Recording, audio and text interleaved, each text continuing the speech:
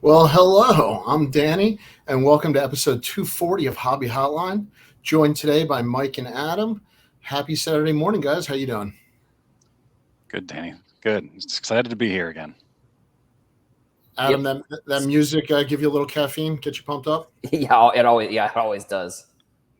I love that Um, intro. hello, Justin. Good to see people getting in here early.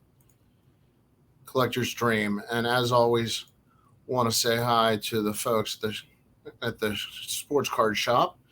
And hopefully we're on the big screen there with Rex and everybody.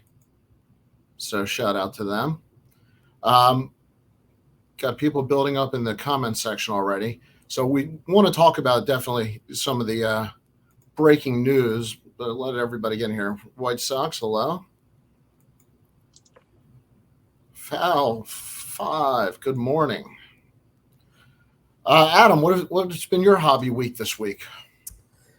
Just pretty much just doing content. The Walmart had some weird mix up with, I guess they listed some Bowman blasters, so I've been kind of following that for like the week. As they listed them for like $40 or $45, and then they dropped the price back down to 35. So it's been kind of a lot of the same, just kind of following the news. Obviously, doing the podcast for Hobby News Daily, Morning Minute. Me and Mike do that, on a daily basis to plug that show a little bit. Tuesdays and Thursdays is when I do it. Monday, Wednesday, Friday is when Mike does it. But just following the news. We got the NFL draft coming up. A lot of great stuff in the playoffs for football, or for hockey and basketball. Obviously being from the Boston area, Bruins and Celtics have high hopes for them this year.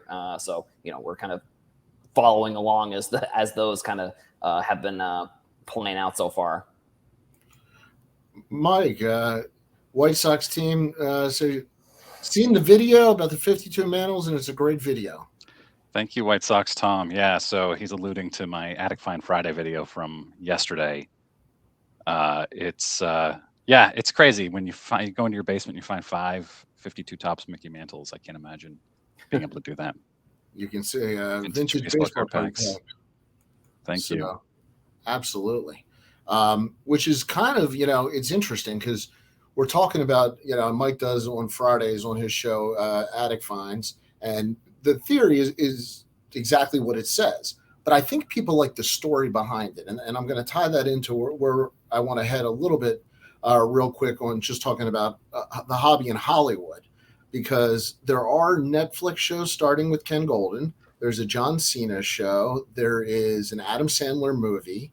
There's now a TV show on MLB Network. There's a Bally Sports show. And I was just wondering, for people in the chat room and for you guys, is this all good for the hobby? Is it weird having baseball cards in Hollywood?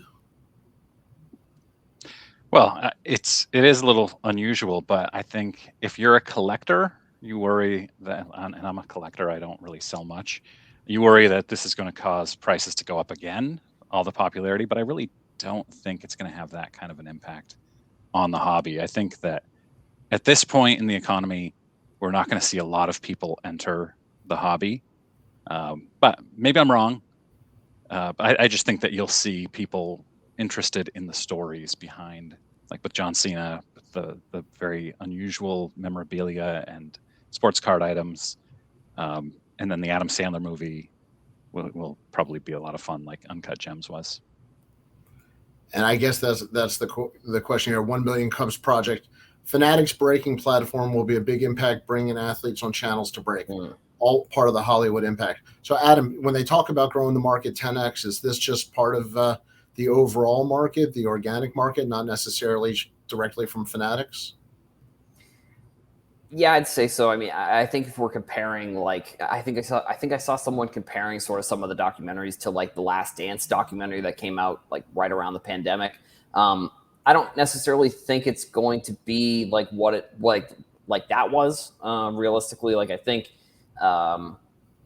it'll help. I guess it also does kind of depend on sort of the spectrum of like what these shows are going to be about. Like, it looks like, from seeing the Ken Golden documentary, it's not just like a like, hey, I'm Ken Golden documentary. Like, it looks like it's out actually like kind of combination of like, you know, I think there probably will be like, I'd say I bet you there's like a half hour or like a half of an episode that's like, here's Ken Golden's story, and then the rest will hopefully kind of be like, here's some of the behind the scenes of the Golden Auctions operations and stuff along those lines. And then I think, you know, with like the Adam Sandler movie, I mean, I don't think that's been created. Like, I think from what I saw, that's being filmed this upcoming summer, which probably means I wouldn't be surprised if there's some sort of filming at the National. Realistically, like that would make sense if they're saying that they're going to start filming over the summer. Like it would be strange for them to make a movie about the topic and not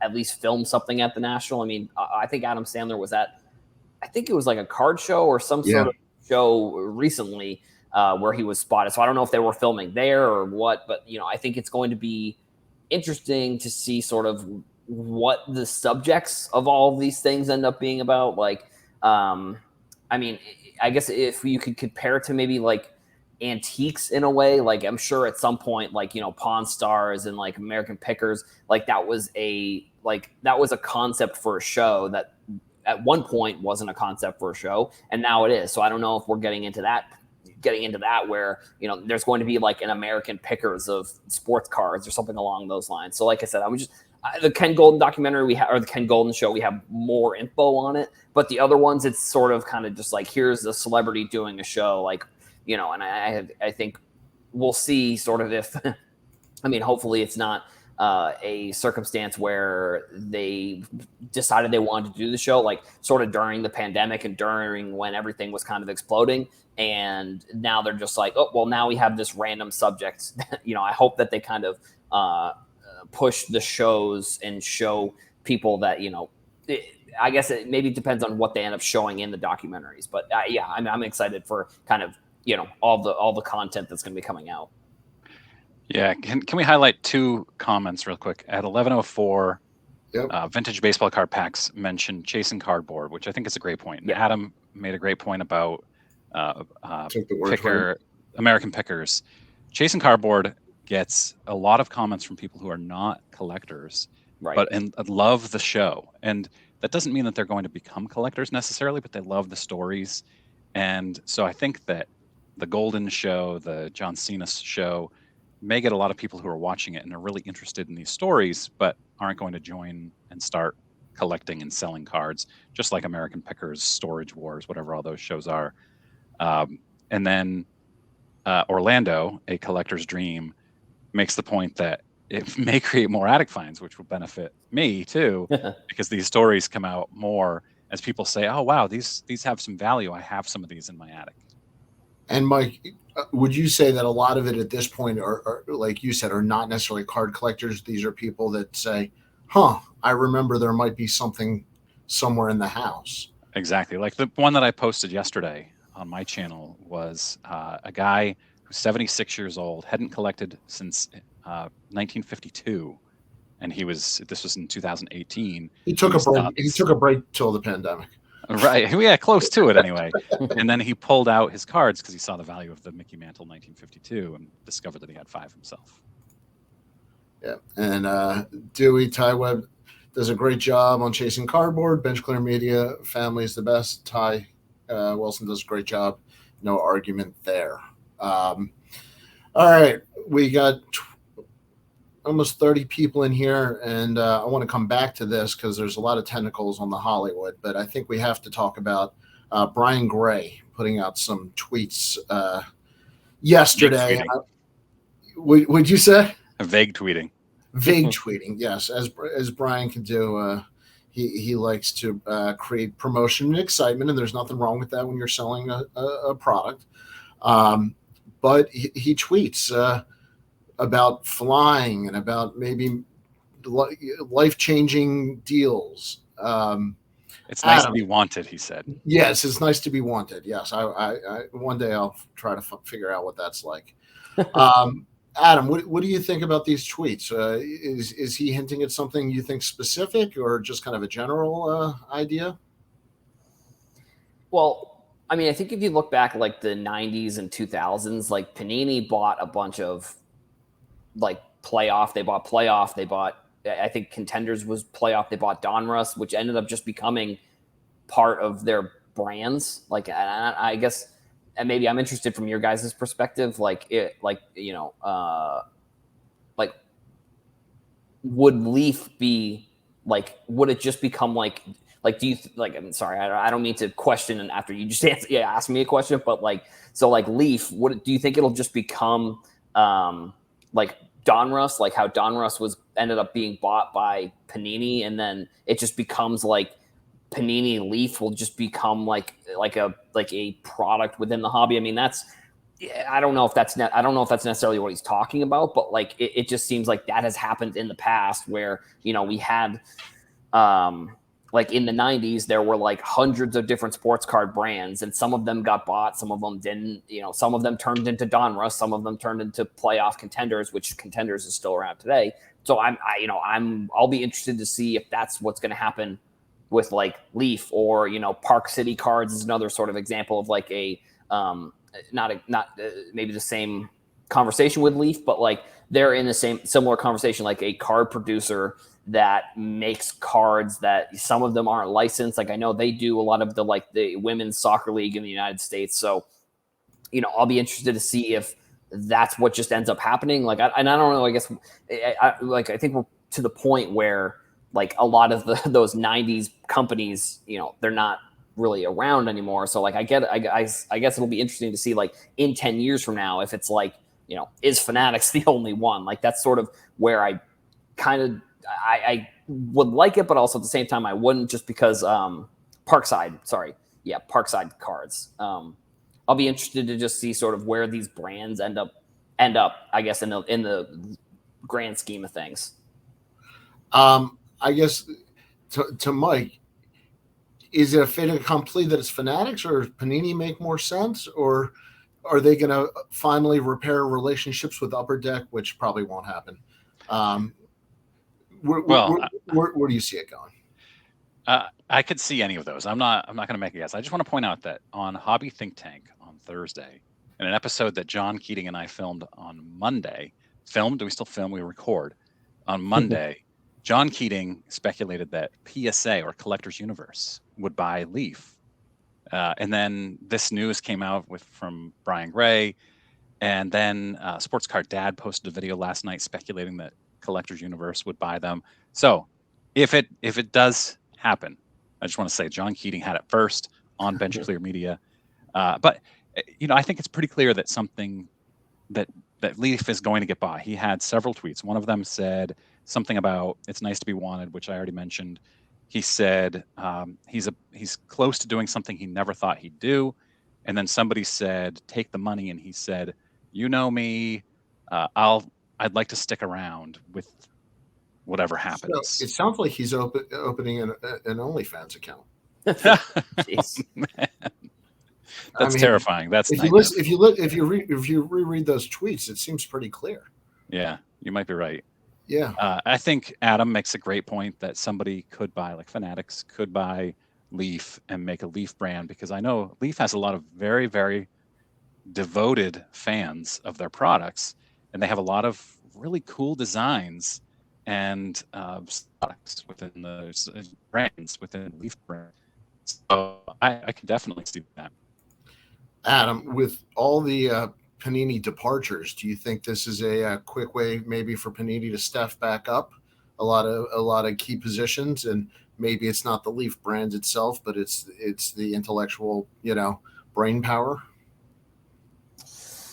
Yeah, I mean, I think it just comes down to like, if Panini thinks that they're going to be bought by Fanatics, how can they up their stock when it comes to like how, like I guess it's kind of all just like up in the air realistically. Like if Panini thinks that Fanatics is going to buy them, like what moves could they make to bolster up sort of their valuation of the company?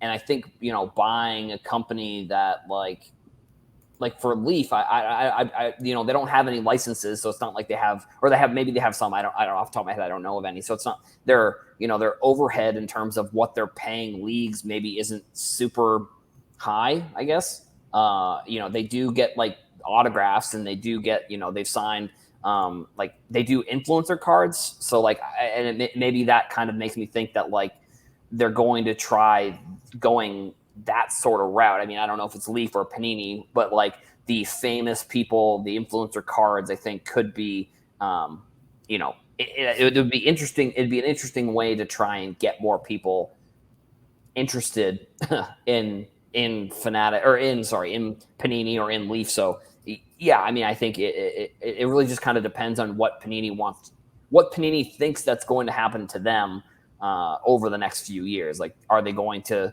do they think that they want to get bought by Fanatics, or do they think that they want, are they going to try and be like Upper Deck, I guess, and not get bought?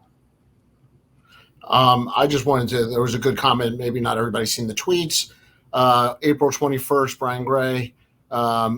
Thanks for the prayers, guys. Had an amazing meeting. Something I never saw myself doing may just be a reality. It's fun being wanted. And that was after he said big day today. And then more recently, yesterday, sorry for being cryptic, but it's legally necessary. And then just have a great weekend, everyone. Remember that hard work and doing it the right way pays off. So I just wanted to share that for anybody who didn't see what we were talking about. Vintage card collector with the comment of the day right there. 100%. And vintage, I would love in the comments to hear your theories. I think we can say safely that something's happening. So the question is, if something's happening, you know, what's best for the hobby? Is that the way to phrase it? What is it? Is it for Panini to be stronger to keep a competition with Fanatics? Is it Fanatics to have more diversity and having Brian Gray and, you know, more maybe creative promotions and things to work in their product? I guess, Mike, what for the hobby, what would you think would be the best result? Anti-monopoly, you know, and I don't mean monopoly the product, which I have no interest in either, but it's cool.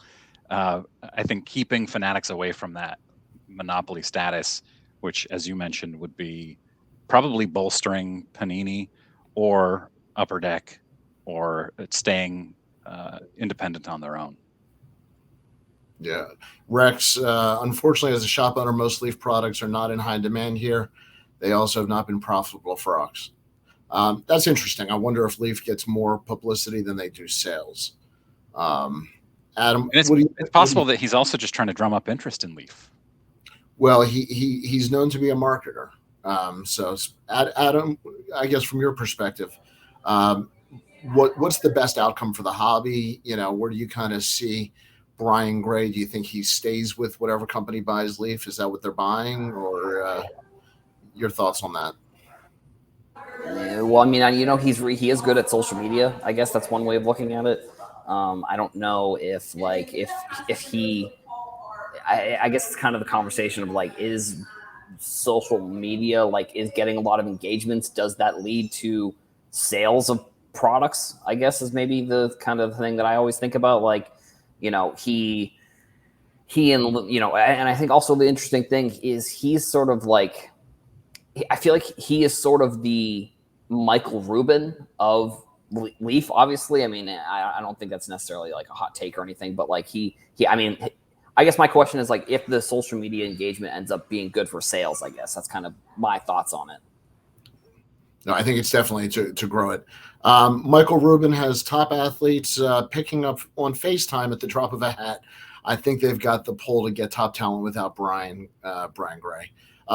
That's an interesting take. Fanatics probably does not need Brian or the contacts, but that goes back to, does it make more sense for a company like Panini? You know, Panini, if they have a couple years left on their license, it would be an interesting counterpunch to the recruiting, you know, at the Mint for all their staff. I wanted to put this up in there. This is a great question. What effect do you think? I'm sorry, Mike. What effect do you think Fanatics or Panini can have on the vintage part of the hobby? What do you think, Mike? Yeah, so I think that getting more people into collecting modern brings more people into vintage, because when I first got back into the hobby a few years ago and 20 years ago again, um, both times I saw blasters at Target and I said, "Oh, I haven't done this in a while." And then I started looking at vintage and got back into vintage because it's in my opinion way better, and it's also about nostalgia. So I think that if you bring more people into the hobby with the ultra modern stuff that Fanatics is going to put out, it will bring more people back to vintage. Adam, what do you think? The impact on vintage? Yeah, I think the shows probably would have more of an effect on vintage than like anything having to do with like Fanatics or Leaf or Panini or Upper Deck. Like I think Mike, you brought this point up earlier today. Is like when those type of shows probably get more people to look into their attics or their old card collections, and they'll find the old cards. And I guess I don't know if maybe that we might see an increase in population of some of the vintage cards, or if it increases the price of some of the raw vintage cards. Like just in general, I think the if the John Cena show is like an American Pickers version of sports cards, like that's where I see it affecting vintage more than if yeah, I think that's probably how I see it affecting vintage more than maybe what Fanatics is doing. And I also think, like Mike was saying too, like you see the blasters, and then maybe that gets you into vintage. Like maybe you buy the blasters, and then you think, oh, like what are some of the cards that are old or from like when I was like a kid or something along those lines. So, but I would say the shows may have more of an, especially with the Golden show, where I'm sure that we saw in the trailer, like they had like the Jackie Robinson jersey, and they had like some older vintage memorabilia. So I guess that's sort of where I think vintage could be affected a little bit more maybe than Fanatics or any of the modern stuff, I guess. Yeah, absolutely. And I'd like to address some comments here. I am drinking legal Coca-Cola. It is. I shouldn't say this. It's the pure cane sugar version. It is my lucky drink when I'm on air. So you will often see me with the Coca-Cola, but no, it is not the original formula. To answer the other question. Okay, so more importantly, I didn't come back to the hobby through Walmart or Target, and I usually walk past the tables that did not have vintage baseball. That's a good question for a lot of people that collected when they were younger. Do they come back in for what they knew when they were younger, or do they come back in to learn what's coming out now? Right. Adam, what would you say about people coming back who collected more in the 50s, 60s, 70s, not 90s collectors? Do you think they're coming back in their comfort zone or learning modern? No, I don't. I would. Modern is, in my opinion, modern is like so complicated. Like the reason that I like it is because it's complicated, and you kind of have to spend a lot of time like doing research and learning the different sets and the different cards and what's Bowman Chrome, and why did Adley Rutschman win Rookie of the Year, and then he doesn't have a rookie card until the next year. Like learning all of these things is interesting for me. And I forget if Adley Rutschman did win rookie. I think it was Julio Rodriguez, but either way, the point being that like rookies have a great. Wander Franco, maybe another example. He was in the conversation for Rookie of the Year. Doesn't have a rookie card until the next year. Why is that? I think it's much not necessarily easier, but the from the start of the research to understanding sort of the nuances. I think there are a lot less nuances when it comes to vintage. Because for 50s, 60s, even 70s, there's maybe only one or two cards. Now, granted, I'm not. I guess I'm not a vintage connoisseur. You could say, like, I'm not. That's not necessarily my realm. So maybe I could be completely off base here. But like in my opinion, like if you're looking for the Nolan Ryan rookie, or you're looking for any of these rookies, like it just feels like it's more obvious what the card is going to be, where if you were, if you're getting in and Mookie Betts is your favorite player, like it may be a little bit more confusing. Or, I mean, even Mike Trout, maybe it just might be a little bit more confusing for somebody newer versus vintage, I guess. Rex with a great comment here. Fanatics has the money to be a major factor as a vintage card seller if they choose to be. Mike, what would you think of that if Fanatics start entering the vintage card market either through, I guess it would be vaulting, grading, which would be a conflict of interest to me, or I assume the marketplace is going to be the most obvious. What do you think? Well, speaking of conflicts of interest, I think that Collectors Universe has already crossed that line with conflicts of interest, and the hobby has accepted it. So I don't think that would be a deal breaker for a lot of people. But I'm curious how. So Rex Gotcher says, and you had the comment up, they have the money to be a major factor as a vintage card seller. I'm trying to picture how that would work, and you talked about vaulting and things like that, but I guess I'm just not quite grasping. Could it be insert chase cards? Oh boy, that would be fascinating. So Wouldn't you put that be fantastic? Yeah, you put like a 56 Mickey Mantle in a pack. That would be pretty amazing, actually, because then you'd get your vintage people potentially buying more ultra modern stuff. It just blew my mind. That's what we try to do here on Hobby Hotline. No, but in all seriousness, Adam, that's a good question. What can Fanatics actually do? I mean, is it just promotion on the marketplace? Is that, or are we really talking about them printing cards? Yeah, I think it would be, if they want to have any type of effect on vintage, it would have to be probably producing a show like Chasing Cardboard.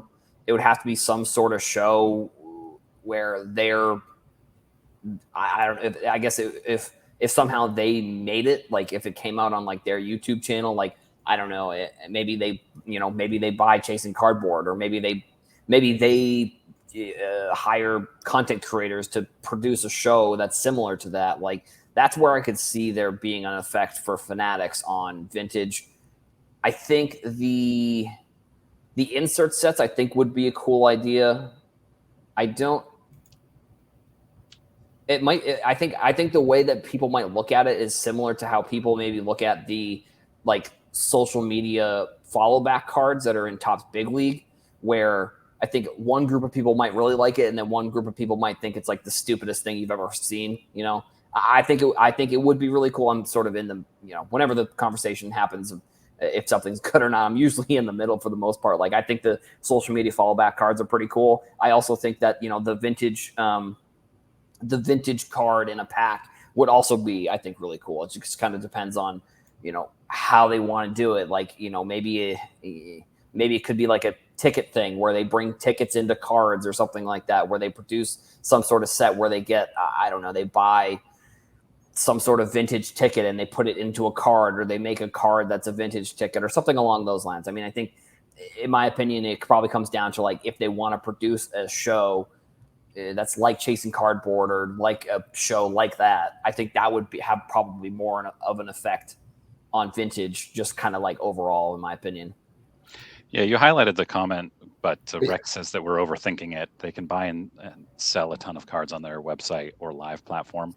Right. I don't know that makes a whole lot of sense for them business wise, because the margins aren't huge. But does it start the snowball for other people, though? Yeah, I really like the idea of inserting. It would probably be a redemption. You wouldn't put like a 1952 Topps mantle into a pack, but a redemption I could see. Yeah, so Kevin says Topps did a promotion in the early mid-2000s where you could redeem vintage cards via code in the pack, if I remember correctly. If anybody else remembers that, I, off the top of my head, do not remember that. But something like that, because that way you don't have to worry about the size of the card either, giving away which, a pack is the odd size pack. Mike, Fanatics can be to vintage what Zillow was to real estate. Yeah, they can be. And Fanatics already sells single cards on their website. That's a great point. They also, if nobody's seen it, they have their own slabs which is not for grading, just for, I guess, sales and protection. So that's just an interesting side there. A little help here. Collector Stream says Topps did that in the 91 40th anniversary. Inserted vintage cards under $50. Well, a $50 card in 91 was still pretty good hit. I actually don't remember that somehow. And 91 was like my peak of my childhood collecting years. Well, you might not have been vintage back then. Yeah, but they were inserting them in packs. In fairness, they're almost all ungraded to in good, very good condition or lower, getting better the closer to the current time. Yeah, absolutely. Just getting caught up here. Okay. I wanted to get back to Brian Gray real quick because we've got some more people in here. Brian Gray going to Panini. Let's make that the hypothetical situation. Does Panini then stay in the fight for the long term against Fanatics? And are we looking then at the two major companies with Upper Deck being a distant third, as opposed to maybe some other configuration? I don't know, Adam. What do you think? If Brian Gray takes leaf to Panini, does that put them anywhere in competition?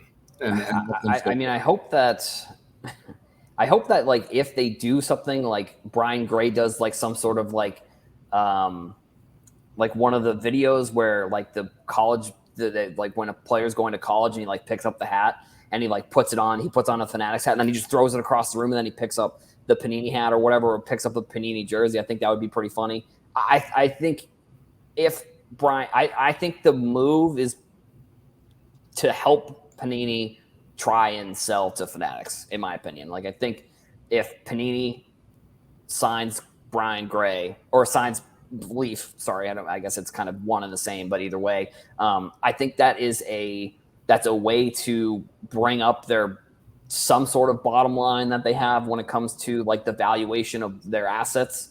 So that way they can sell to Fanatics. Like I guess, Panini does have a ton of, they have the WWE, they have the UFC. They have, and that's why I want to ask you. I know a lot of that is stuff you're familiar with. Mm-hmm. Are those markets growing enough to keep Panini, you think? I think, well, we did see even another move actually that kind of happened recently this past week was Fanatics became the exclusive merchandise seller for WWE at like all their events. So like, is that just underwear? yeah, that and then like brass knuckles and stuff like that, like kendo sticks. But like, I mean, I don't know, like Fanatics, they did do that with sort of the NHL jerseys. So like, I don't know, like if these moves I don't know if Fanatics is making moves so that way they can buy these other companies. But in my opinion, they probably are. Like, I think WWE, UFC sort of became a little bit more popular when they started coming out with the Prism products. Like people, I guess I don't necessarily know how much people were interested in like the WWE products when Topps was making them. Like it seems like I'm seeing more wrestling collecting going on, maybe. Like we also saw, the this past week, the one of one, the Rock card that was the most expensive. I think it was $150,000. The one of one Rock from, it was either this year or last year's Prism, which is like him, Rock bottoming Stone Cold Steve Austin, I believe. So it's a really cool card. I just don't know necessarily where that card fits into the story of wrestling cards, like 10, 15 years down the road. Like, so I don't know. I mean, I think those are going to be their bread and butter when it comes to the products that they can still produce. And then FIFA too, like they have like the FIFA license for soccer. So like the World Cup stuff. But I mean, if that's only every 4 years that he can really come out with that, I guess it'll be kind of interesting. I mean, they have stretched out a little bit. Like they just came out with a Donruss soccer product, or they came out with the checklist. Actually, I think they did come out with the full product. But either way, I think I don't know. I think it's a way to bolster their bottom line and valuation to sell to Fanatics because we also saw the info with Fanatics taking a bunch of Panini employees. I don't know exactly where that's going to kind of come to a halt or whatever, but that's where I would say, like, if if Panini wants to bring in Leaf, that's sort of why I think that they would do it. Yeah, I think a lot of people are, and I like this comment. Yeah, this is the best comment right here. Mike, you want to read this one and react to it?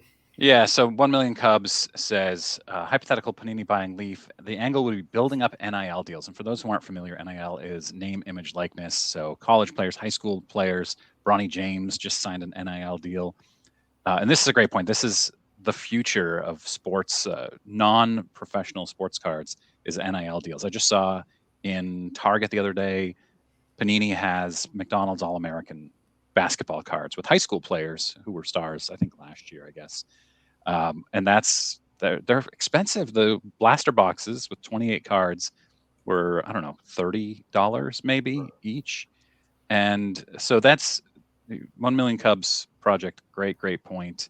And then he also says replacing employees that fled for Fanatics. I disagree with that, actually, because when you lose your biggest moneymakers, which would be basketball, the license to produce basketball and football cards, you're going to want people to leave. You're going to have that employee attrition, so you don't need to pay them severance when you lay them off inevitably. So I'm not convinced that they're going to replace all or even many of those 34 people who left. If they're buying Leaf, do you think they're absorbing staff, or is it simply the name and Brian Gray? I think Brian Gray is probably the most important part of that, just for his personality and his brash, abrasive nature. But I do think that there's part of it that is the brands that Brian Gray owns within Leaf. So is there a Leaf product, Adam, that you ever remember really looking forward to buying, or that you have, that's not just been Brian Gray in the news? Somebody asked me that question. Well, I mean, I think the one thing that has been kind of cool is he's been coming out with like the influencer cards. Like, I think that is an interesting avenue. Like Tfue, if anybody, this is going to sound pretty nerdy, but like Tfue is one of the influencers. He's like a gamer. He's like one of the biggest kind of names in the space. Like, they're creating kind of a relationship there where potentially they might come out with more gamer, personality cards. So that's something I've been interested in. I mean, there is like another company, I think it's called True Creator, who makes creator cards. So I don't know if there's like a relationship there at any point, but like that's another company that, they've come out with products that also have autographs of like athletes and stuff in them. So it's not like they're just coming out with creator cards, I guess. But like that's kind of an avenue that I've always been interested in. Like, I would wonder, like, if a company could ever come out with like a Twitch or like a YouTube gaming like style product. Like, I don't know how they would do it. It'd probably be pretty complicated with like each creator having to be kind of their own license, I guess.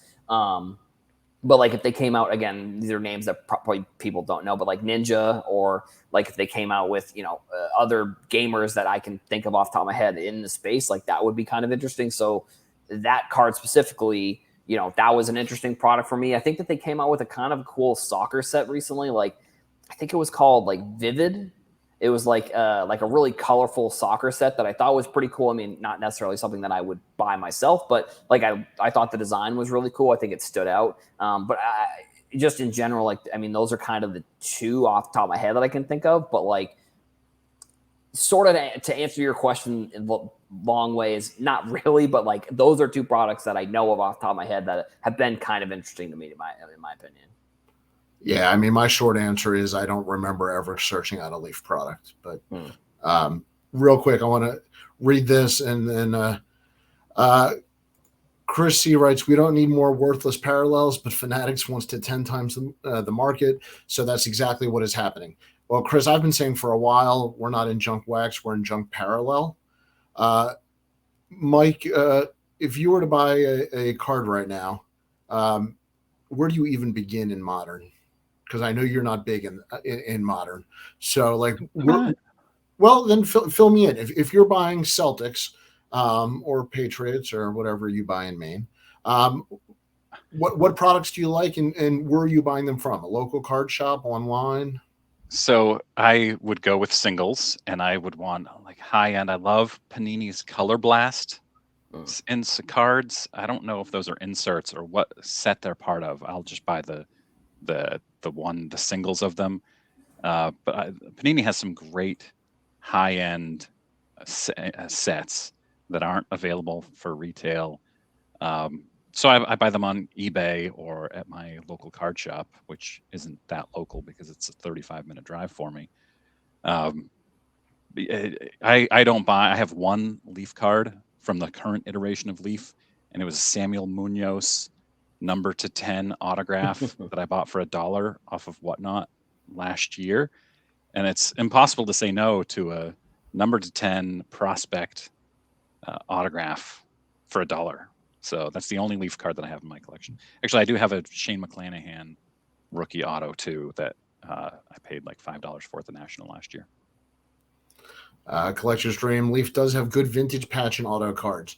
Well, I guess that's part of it. Or is there design people at Leaf that are adding benefits to other companies? And I think that's part of the human capital, the intelligence, and the history. And so that was my thought there. And I personally think that that Panini makes the most sense for Brian Gray and Leaf, but I don't know that book is written yet, and I think 2023 is going to be full of mergers. Does the 90 Leaf set count? No. Different iteration of Leaf set when it came out. So it's yeah, I didn't search that the big time. There you go, Michael. Preach it, Mr. Petty. Love it when real people speak the truth. Happy to have everybody's thoughts. Yes, Panini is notorious for their redemption backups, and I think that was one of the things that was it Michael Rubin or Josh Luber. One of them made clear that they want to clean that up at Topps when they take over there. Have you guys ever dealt with redemptions? No, I have not. I hadn't until very recently when I bought 2 blasters at Walmart, and both of them had redemptions in them. It was one blaster and a hobby box, and both of them in 1 week had redemptions in them. So I'm just waiting for the next 17 years to get my autographs back. Did you sent it in? Yeah, well, actually, one of them is a Ryan Mountcastle, and I thought I'll wait and see if he actually plays well this year. Go Orioles! He's terrible, no. and then I'd sell it. He's the worst, and he hit 6 home runs in the first week, and I thought, all right, this is going to be great. But no, he's terrible, and so I still haven't done anything with it. But the other one's a Ronald Acuna, and so I'm definitely redeeming that one. I got a redemption for the first time, and I was so scared to deal with the redemption process. I just sold the redemption card. That's the smartest thing to do with a redemption. I probably took a hit on it, but I wasn't doing the 1 year wait or the national line. Adam, what have you been PCing recently? I bought a few of the Call of Duty, again, gaming, but I bought a couple of the Upper Deck just came out with a Call of Duty product with a bunch of the players that play in the professional league. So I bought a couple boxes. I opened one and I saved one. They have the first rookie cards of a lot of the, I guess you could call them athletes. I call them athletes. A lot of the athletes that play in the professional league because they came out with I think they were game dated moments. I think last year for the season, and then these cards are actually supposed to be 2 seasons ago, so they're a little bit behind on coming out with the products. But that's kind of been the one thing. Whenever there's been Call of Duty or gaming cards, that's kind of sort of something that I've been following kind of closely. There was also if you ordered a bunch of cases of Mountain Dew, they came with this was probably in 2021 or 2022. If you ordered a bunch of Game Fuel cases, they sent you a pack with the Call of Duty players in there. So that was another one that I've been kind of keeping my eye on for. But yeah, I mean, the like Call of Duty and like gaming personalities, I think those are kind of some of the cards that I've been looking into more recently, especially with like because the way that Call of Duty works, they have like tournaments. They have tournaments each, like they have 5 tournaments, and they have like one big tournament at the end. And the big tournament at the end of the season is kind of coming up in the next few months. So that's sort of been something I've been keeping my eye on. Mike, I think you got something back in the mail recently that I'm extremely jealous of. Can I ask you to share that? Yeah. So Sophia Smith, I'm not a soccer guy at all, but she's a star and she's going This to be is so huge. cool. And so I bought this off of eBay for $2 or $3 back in January. This is her Sports Illustrated for Kids card, which I love Sports Illustrated for Kids. And I mailed it to her in January. Got it back yesterday, autographed. Mailed it to the Thorns, the team she plays for. And so I'm really, really excited about that one. I've been doing a lot of autographs. I'm finding autographs much, much cheaper than they were a year or two ago, as you can imagine.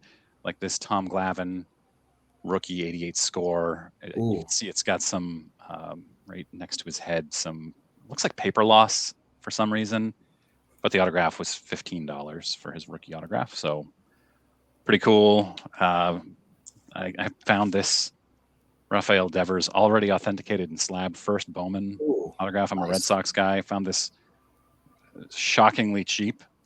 So that's what I'm doing. I am getting ready for the World Cup, the Women's World Cup, with all my stuff behind me. I want to react to a couple of people in the comments. Sophia Smith, yeah, she's considered one of the top talents in the world right now, if you're not familiar with her.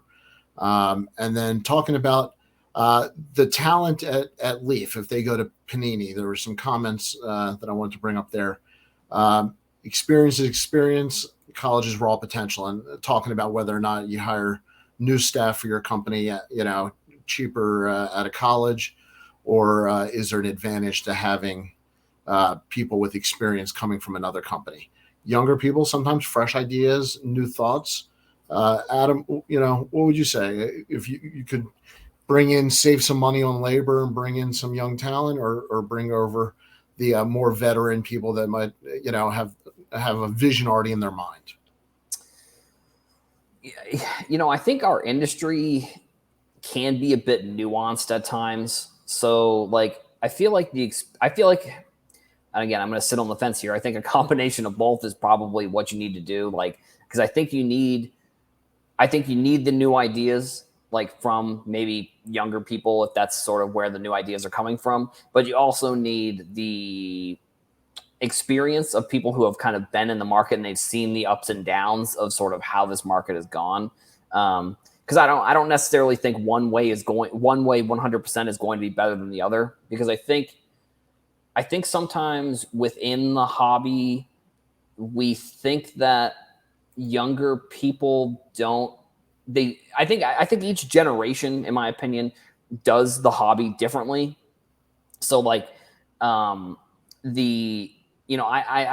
maybe this is I'm projecting a little bit, but like I think that we think the hobby needs to be a certain way for kids to enjoy it, when kids actually enjoy it a different way. Like, I think that kids enjoy going to card shows and buying and selling, but like maybe I don't necessarily think that's a way that sometimes people who have been in the hobby for a long time really see it, I guess, because I think we all sort of speak on our experiences. So like, if we were a kid, maybe we didn't, and if we didn't do as much buying and selling at shows, then that was our experience, I guess. So like, that's how we think that maybe kids are experiencing the hobby. But like, if you like, from my experience, seeing how kids are doing the hobby, they were buying Patrick Mahomes RPAs and selling them at the National in 2019 when I was there. And it's like, I didn't have any Patrick Mahomes RPAs. Granted, I don't know. That could be their parents' money, but either way, like if they're wheeling and dealing,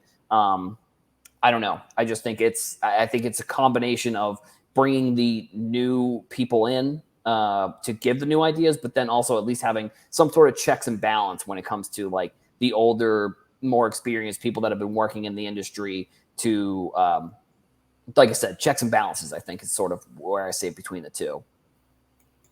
Absolutely. Mike, you are an employed human being.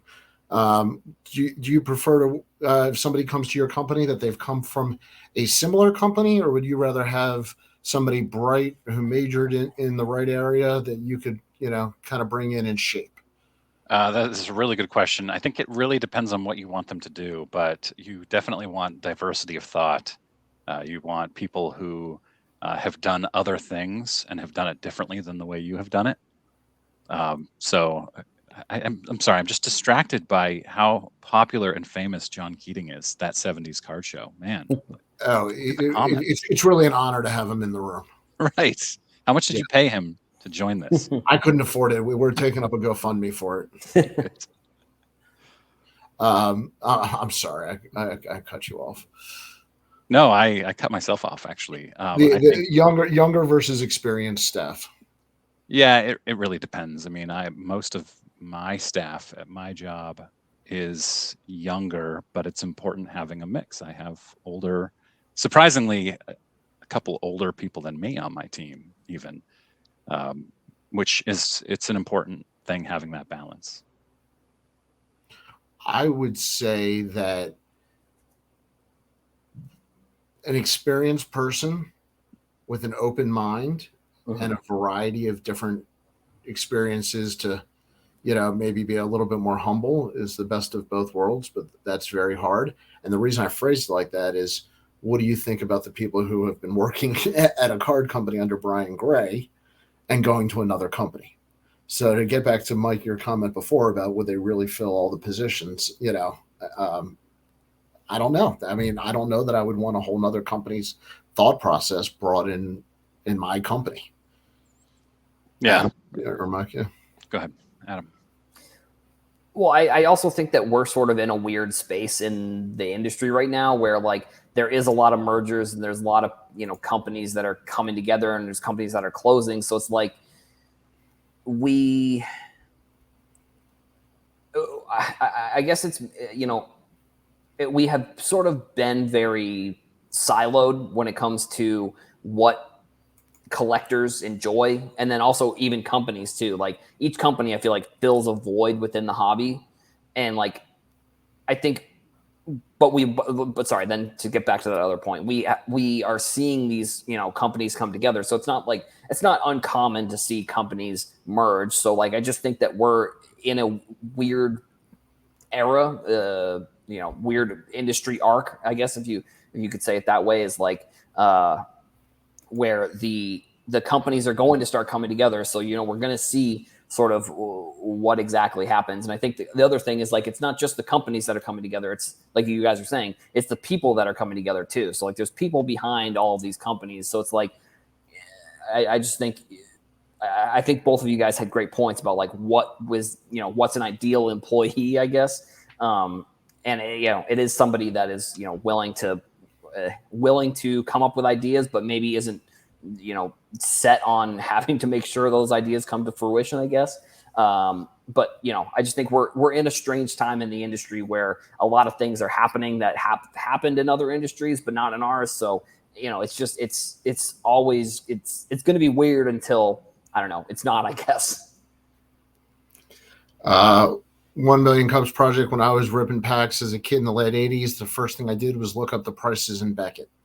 What a memory I think we all had. Was there ever a time that up arrow or down arrow didn't make your day when that would come out? Or ruin your day. Or ruin your day.